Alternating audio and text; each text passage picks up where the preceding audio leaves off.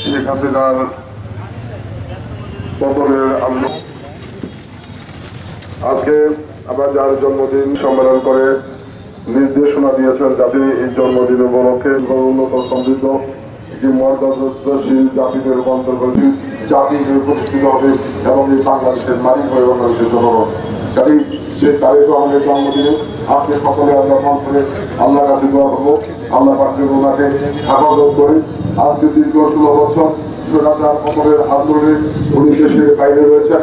আমরা আশা করছি উনি অল্প সময়ের মধ্যে বাংলাদেশে সম্মানের সাথে দিনের দেশে ফিরে আসবেন এবং এই দেশের এই জাতিকে আগামী দিনের নেতৃত্ব দিবেন, যাতে আগামী দিনে বাংলাদেশ এগিয়ে যায়। একই সাথে আমাদের অবিসংবাদিত নেত্রী দেশটি বেগম খালেদা জিয়া উনি অসুস্থ, আমরা তার সুস্থতার জন্য দোয়া করবো। আমরা দোয়া করবো যার নেতৃত্বে আজকের এই দোয়া অনুষ্ঠানে দোয়া করবো মহান আল্লাহ যেন আমাদের প্রিয় নেতা জনাব তারেক রহমানকে পূর্ণ সুস্থতা দান করে অচিরে আমাদের মাঝে ফিরিয়ে দেন।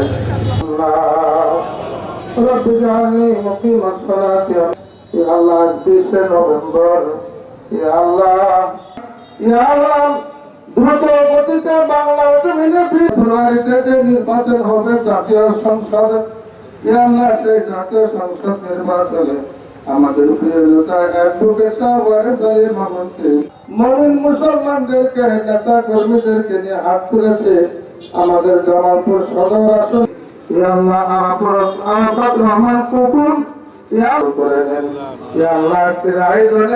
যত নেতা কর্মী আমার ভাইয়ের আমি দেখেন নেতা কর্মীদেরকে ঐক্যবদ্ধ থেকে আলহামদুলিল্লাহ রাব্বিল আলামিন।